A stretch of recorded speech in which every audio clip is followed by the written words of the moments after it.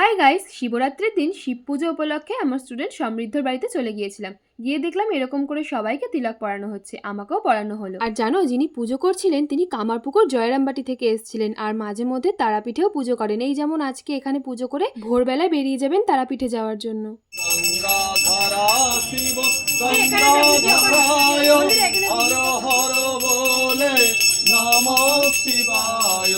এই পাশে সবাই মিলে প্রদীপ জ্বালাচ্ছিল, আর এই হলো আমার স্টুডেন্ট সমৃদ্ধ। প্রদীপগুলো জ্বালানোর পর ওখানে যারা যারা উপস্থিত ছিলেন সবাই একে একে আরতি করলেন, সাথে আমিও করে নিলাম। তারপর শুরু হলো যজ্ঞ, আর সেই সময় সবাইকে মাথায় একটু কাপড় দিয়ে বসতে বলা হয়েছিল। আর ওইদিকে দেখো সমৃদ্ধ আর ওর বন্ধু একটা কাপড় দেওয়ার জন্য কিরকম যুদ্ধ করে চলেছে। সবাই বলছিল দেখে মনে হচ্ছে স্বামী স্ত্রী বসেছে। যজ্ঞ শেষ হওয়ার পর ঠাকুরমশাই বলল হাতে ঘি মেখে এইভাবে আগুনের তাপ নিয়ে গন্ধ শুকতে, কিন্তু কেন তা জানি না, তোমরা জানলে কমেন্ট করে জানিও। তারপর সবাই মিলে দুধ ঢেলে যজ্ঞের আগুন নেভানো হলো।